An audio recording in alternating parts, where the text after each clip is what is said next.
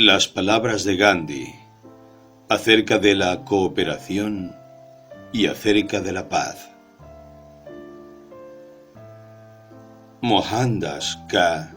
Gandhi nació en 1869 de padres hindúes en el estado de Gujarat, en el oeste de la India. Contrajo matrimonio convenido por los respectivos progenitores con Kasturbai Makanji, cuando ambos contaban 13 años de edad. Posteriormente su familia le envió a Londres a estudiar Derecho y en 1891 ingresó en el Inner Temple y fue admitido al ejercicio de la abogacía. En Sudáfrica trabajó sin descanso para mejorar la situación de los inmigrantes indios. Fue allí donde comenzó a desarrollar su credo de resistencia pasiva frente a la injusticia, la Satyagraha, que significa fuerza de la verdad. También se vio frecuentemente encarcelado a raíz de las marchas de protesta que organizó. Antes de regresar a la India con su mujer y sus hijos en 1915, había logrado cambiar la vida de sus compatriotas residentes en Sudáfrica.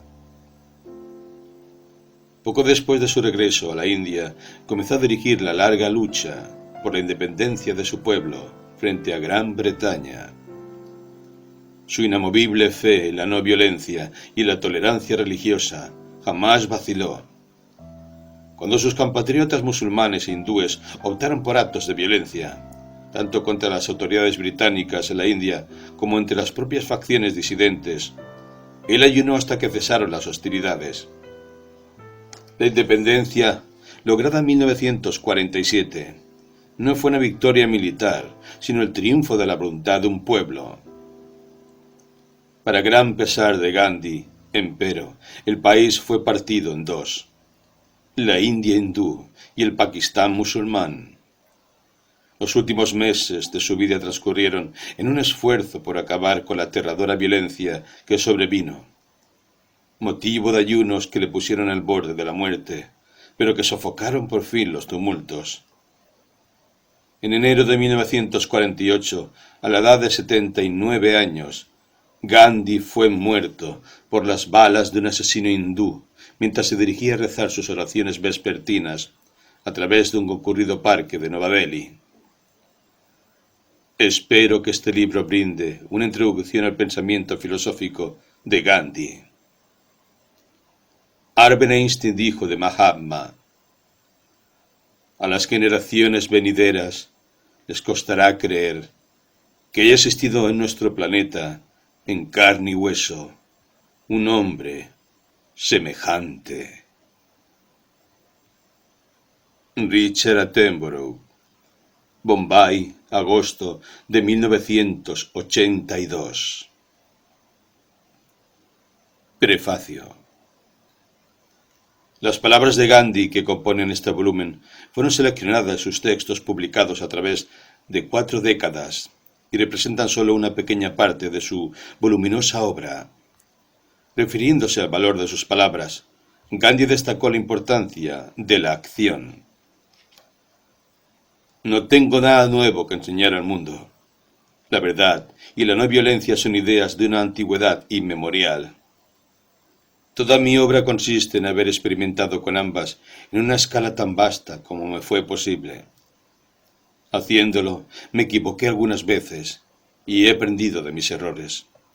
Así, la vida y sus problemas se han convertido para mí en sucesivos experimentos en la práctica de la verdad y la no violencia. Toda mi filosofía, si se le puede dar ese pretencioso nombre, está implícita en lo que he dicho. Pero no debe ser llamada gandismo. No hay ningún ismo acerca de eso. Tampoco debe suscitar propaganda ni alguna elaborada literatura. Se han citado las escrituras en oposición a mi credo, pero he sostenido con más convicción que nunca mi creencia de que la verdad no debe ser sacrificada por ningún motivo. Aquellos que crean en las simples verdades que yo he expuesto solo podrán propagarlas viviendo. No tengo la menor duda de que cualquier hombre o mujer puede alcanzar lo que yo he alcanzado si hacen el mismo esfuerzo y alimentan la misma fe y esperanza. De la cooperación. Una democracia disciplinada e instruida es lo más maravilloso que existe en el mundo. Lo que yo entiendo por democracia es un régimen en el cual el más débil posee las mismas oportunidades que el poderoso. El espíritu de la democracia no puede ser establecido en condiciones de terrorismo, proceda este del gobierno o del pueblo. En mi humilde opinión, la no cooperación con el mal es un deber tan importante como la cooperación con el bien. El espíritu de la democracia no es algo mecánico, obtenible a través de aboliciones formales. Requiere un cambio en el corazón. Poco saben los habitantes de las ciudades acerca del modo en que las masas famélicas de la India se hunden lentamente en el anonadamiento. No saben que su miserable confort viene de los servicios que prestan al explotador extranjero, que los beneficios que disfrutan son succionados a aquellas masas. No comprenden que el gobierno establecido por la ley en la India británica tiene por objeto una explotación de las masas. Ningún sofisma, ninguna imagen engañosa puede disimular la evidencia que presentan a simple vista los esqueletos en muchos poblados. Todo sistema económico que desatiende las consideraciones morales y sentimentales es como una figura de cera que, a pesar de su semejanza con lo humano, carece de la vitalidad de la carne humana. En momentos cruciales, esas modernas leyes económicas han fracasado en la práctica. Los individuos o naciones que las aceptan como axiomas están llamados a sucumbir. La maquinaria bien utilizada debe ayudar a aliviar el esfuerzo humano. El uso presente de las máquinas tiende a concentrar cada vez más la riqueza en manos de unos pocos, con total desprecio de los millones de hombres y mujeres cuyo pan les es arrebatado de la boca por esas máquinas.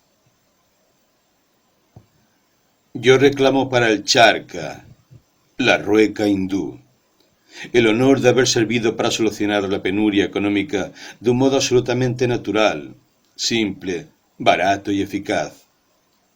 El Charca, la rueca hindú.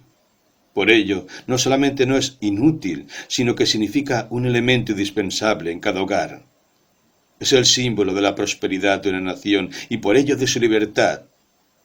No es un símbolo de guerra, sino de paz comercial. La rueca simboliza la conciencia colectiva y la contribución individual de cada ciudadano a una específica y constructiva tarea nacional. Fue nuestro gusto por las ropas extranjeras lo que desplazó a la rueca de su sitial de dignidad.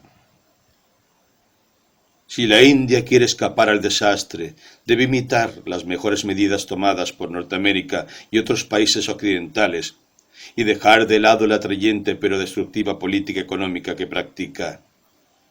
La verdadera planificación consistiría en una mejor utilización de todo el potencial humano de la India y la distribución de la materia prima en sus numerosas poblaciones, en vez de enviarla al exterior para después comprarla manufacturada a precios exorbitantes. Una efectiva y no violenta unión de los trabajadores actuaría como un imán atrayendo hacia sí todo el capital necesario. Los capitalistas entonces sólo existirían como fideicomisarios. Cuando llegue ese hermoso día, no habrá diferencia entre capitalista y trabajador. Este tendrá abundante comida, buenas e higiénicas viviendas, educación para sus hijos, suficiente tiempo libre para la formación personal y asistencia médica digna. Cuando contemplo Rusia, donde se ha alcanzado la apoteosis de la industrialización, noto que la vida de allí no me interesa. Para decirlo con palabras de la Biblia, ¿De qué le servirá al hombre ganar el mundo entero si pierde su alma? En términos modernos, perder la individualidad y convertirse en un mero engranaje es impropio de la dignidad humana. Deseo que cada individuo se convierta en un miembro digno y plenamente desarrollado de la sociedad. Introducir la formación profesional en un país pobre como el nuestro cumplirá un doble propósito. Costeará la educación de nuestros hijos y les enseñará un oficio del que se podrán valer en su vida adulta, si lo desean para ganarse el sustento. Ese sistema proporcionará a nuestros hijos confianza en sí mismos. Nada desmoralizaría tanto a nuestra nación como el hecho de que aprendiéramos a despreciar el trabajo. Una nación capaz de sacrificios sin límites es capaz de elevarse hasta alturas ilimitadas. Cuanto más puro sea el sacrificio, más veloz será el progreso. Mi patriotismo no es excluyente, sino que abarca todas las cosas, y rechazo ese patriotismo que busca apoyarse en la dolorosa explotación de otros pueblos. La idea de mi patriotismo no es nada, si no es compatible con el más vasto bienestar de la humanidad, siempre y sin excepción. El poder político significa la capacidad de regular la vida de la nación a través de representantes nacionales. Si la vida de la nación se vuelve tan perfecta como para regirse a sí misma, la representación se hace innecesaria. Surge entonces un estado de anarquía ilustrada, en la que cada cual es su propio soberano. Todos se gobiernan a sí mismos, de manera que jamás sean un estorbo para el prójimo. En ese estado ideal no existe el poder político porque no existe el Estado. Pero el ideal no se da jamás en la vida real. De ahí la clásica aseveración de Thoreau, que dice: el mejor gobierno es el que gobierna menos. No llevemos la teoría del mandato a extremos tan ridículos que nos conviertan esclavos de una resolución de mayorías. Eso sería una restauración de las fuerzas brutas en una forma mucho más virulenta. Para que los derechos de las minorías sean respetadas, la mayoría debe ser tolerante y respetuosa de las opiniones y actos de aquellos. Es un deber de la mayoría vigilar que las minorías reciban la atención que merecen y no sean expuestas a agresiones. El gobierno del pueblo por el pueblo y para el pueblo no puede depender del mandato de un hombre, por más grande que éste sea. La libertad nunca ha significado la licencia para hacer lo que se nos antoje. No hay ninguna institución humana que no entrañe sus peligros. Cuanto más grande es la institución, mayor es la posibilidad de abusar. La democracia es una gran institución y por eso es susceptible de grandes abusos. El remedio no es la abolición de la democracia, sino la reducción de esos abusos al mínimo. El Congreso se ha convertido en un inmenso organismo democrático, alcanzando una altísima cota en los últimos 12 meses. Millones de personas que no figuraban oficialmente en las listas tomaron posesión de él y le dieron esplendor. Pero el gundaísmo, los rufianes, los aprovechados, los bribones, también accedieron al Congreso en mayor medida que antes. Era inevitable. Las reglas ordinarias establecidas para la selección de voluntarios fueron prácticamente dejadas de lado durante el último periodo de la lucha. El resultado fue que en algunos sitios se hizo sentir el gundaísmo.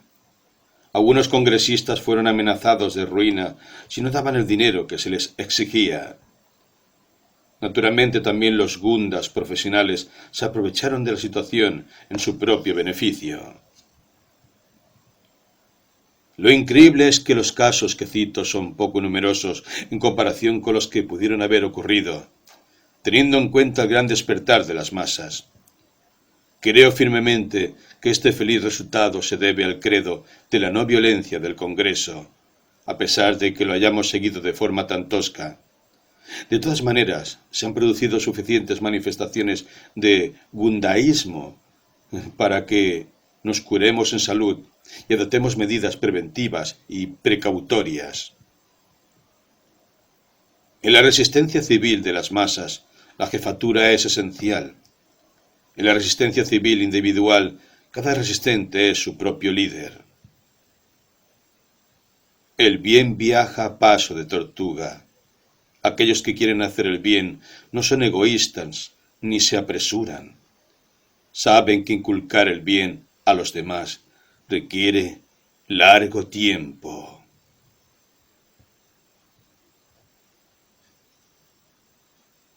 De la paz. El camino de la paz es el camino de la verdad. Lograr esta es aún más importante que lograr la paz. La mentira es sin duda la madre de la violencia. Un hombre veraz no puede ser violento durante mucho tiempo. Percibirá en el curso de su búsqueda que no necesita ser violento, y luego descubrirá que mientras haya en él la menor traza de violencia, no será capaz de hallar la verdad que busca. No hay punto intermedio entre la verdad y la falsedad, entre la no violencia y la violencia. Puede que nunca tengamos la fuerza que requiere el ser enteramente no violentos de pensamiento, palabra y obra, pero debemos tener por meta la no violencia y tratar de avanzar de continuo hacia ella. La consecución de la libertad, ya sea para un hombre, una nación o el mundo entero, estará en exacta relación con el logro de la no violencia. Así pues, que aquellos que ven en la no violencia el único método de obtener la verdadera libertad, mantengan encendida la lámpara de la no violencia en el seno de la impenetrable oscuridad actual. La verdad de unos pocos pesará. La falsedad de millones se dispersará como paja seca a un soplo de viento. La mente más lúcida desea hoy en día, más que estados absolutamente independientes que desconfíen unos de otros, una federación de estados amigos interdependientes. La interdependencia es, y debería ser, el ideal del hombre, en no menor medida que la independencia. El hombre es un ser social. Sin interrelación con la sociedad, jamás logrará su unidad con el universo, ni suprimirá su egoísmo. Es imposible ser internacionalista sin ser nacionalista. El internacionalismo solo es factible cuando el nacionalismo es un hecho.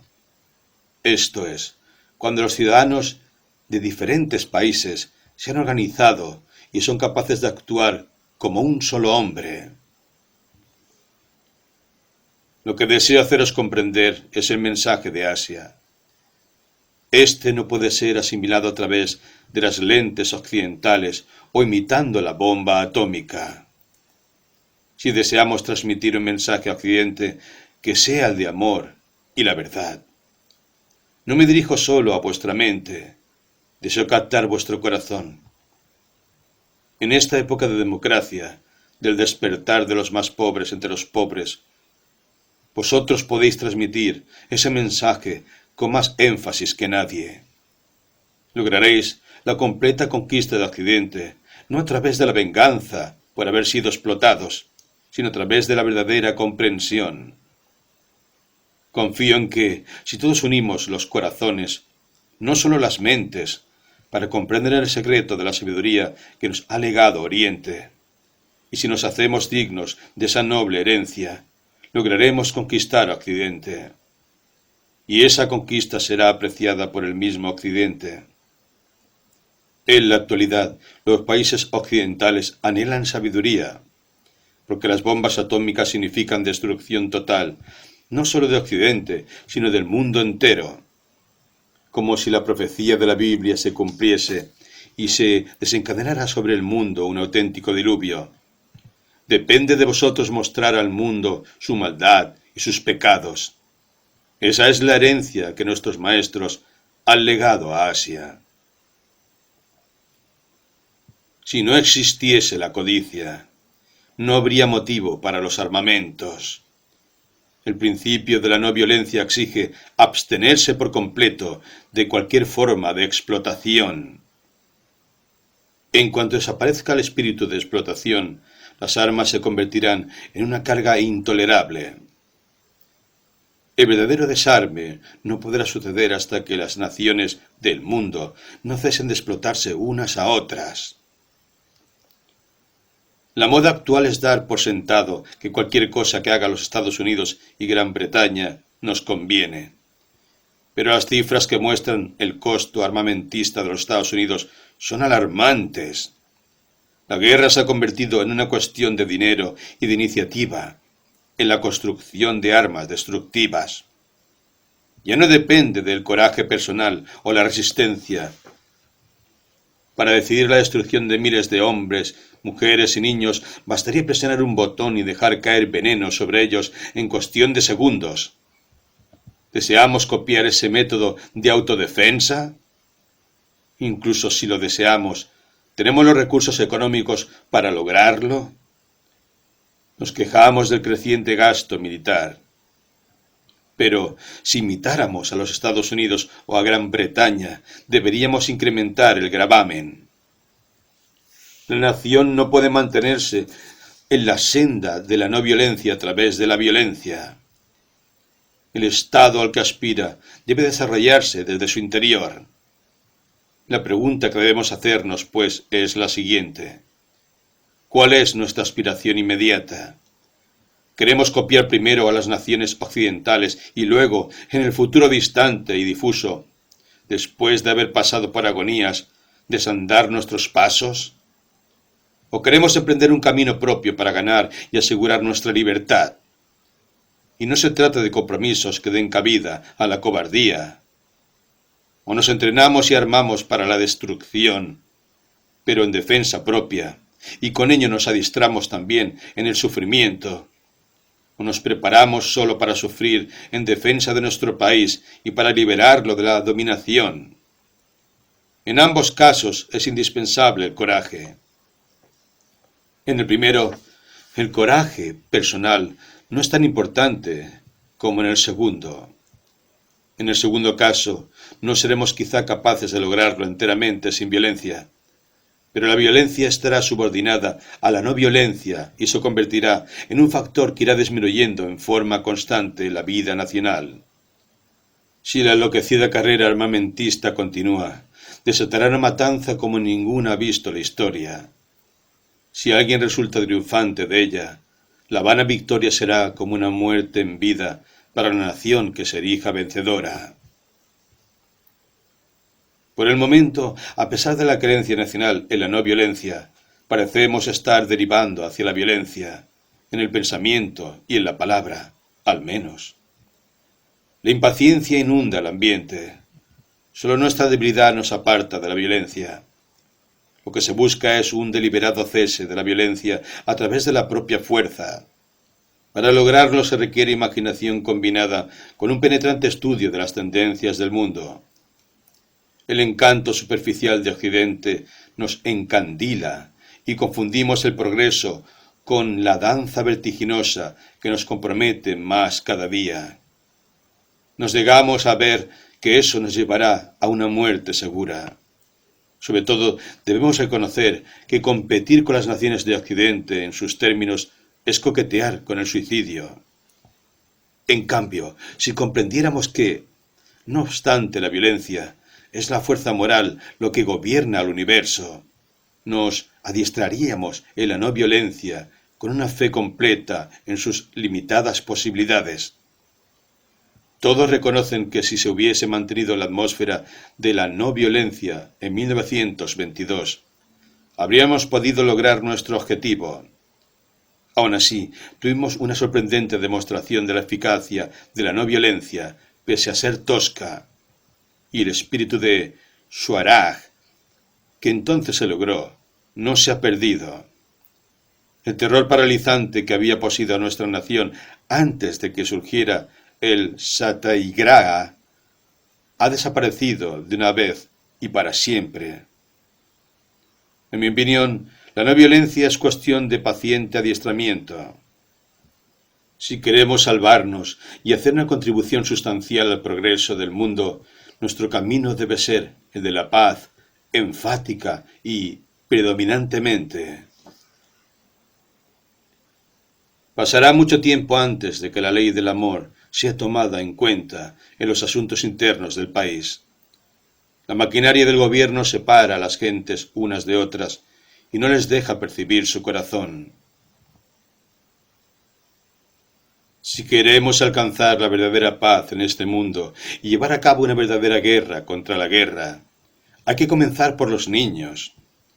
Y si ellos crecen en posesión de su inocencia natural, no tendremos que luchar más, no tendremos que someternos a vanas resoluciones idealistas, sino que iremos del amor y al amor y de la paz en la paz, hasta que todos los rincones del mundo estén cubiertos de paz y de amor. Consciente o inconscientemente, el mundo está hambriento de ellos.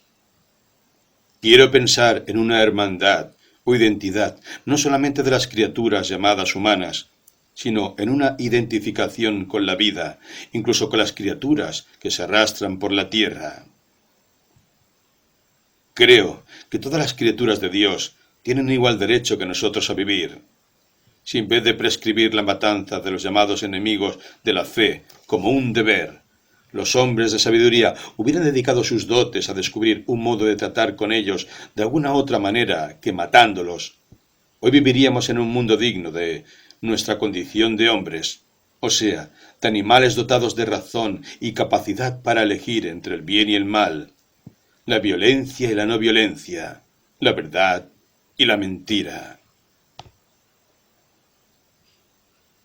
Notas. Casi todos los textos que aparecen en esta selección fueron publicados originalmente en el Young India y en el Arijan, su equivalente en el Gujarati, semanarios editados por Gandhi. Estos eran los órganos de la desobediencia pasiva y del movimiento de independencia hindú.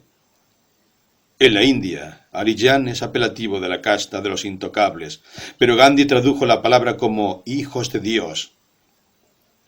Los textos complementarios proceden de la autobiografía de Gandhi. Esta selección reúne textos redactados a lo largo de más de 4 décadas y acerca de su destino. Gandhi escribió: que mis textos sean quemados junto con mi cuerpo. Lo que he hecho perdurará, no lo que he dicho y escrito. He repetido recientemente que incluso si todas nuestras escrituras sucumbieran, un mantra del Ishopanishad sería suficiente para recuperar la esencia del hinduismo. Pero hasta ese verso único de nada serviría si no hay nadie para vivirlo. Aún así, lo que he dicho y escrito es útil solamente en cuanto os ha ayudado a asimilar los fundamentos de la verdad y del Ahimsa. Si no los habéis asimilado, entonces mis textos de nada os servirán. Cuando escribo nunca pienso en lo que haya dicho antes. Mi propósito no es el de ser consecuente con mis declaraciones previas en un asunto determinado, sino ser coherente con la verdad, cualquiera que sea la forma en que se me presente en ese momento. El resultado es que he ido creciendo de verdad en verdad. He liberado mi memoria de un excesivo esfuerzo. Y lo que es más, cuántas veces me he visto obligado a comparar mis textos de hace incluso 50 años con los más recientes, no he descubierto la menor inconsecuencia entre ambos. Los que encuentren alguna deben considerar que el sentido de mis últimos textos está menos errado, salvo que prefieran los anteriores. Pero antes de decidirse, que traten de ver si no hay una coherencia subyacente y perdurable entre esas dos aparentes incongruencias. Con respecto a sus logros, Gandhi escribió: que el gandhismo se ha destruido si está en error. La verdad y la ahimsa jamás serán destruidos. Pero si el gandhismo es solo otro nombre del sectarismo, merece ser destruido. Si me enterara después de mi muerte de que lo que he sostenido ha degenerado en sectarismo, me sentiría profundamente dolido. Debemos trabajar en silencio. No permitamos que nadie se llame seguidor de Gandhi. Basta con que yo sea mi propio seguidor, pues yo sé qué inadecuado seguidor de mí mismo he sido, ya que no consigo vivir conforme a las convicciones que sostengo.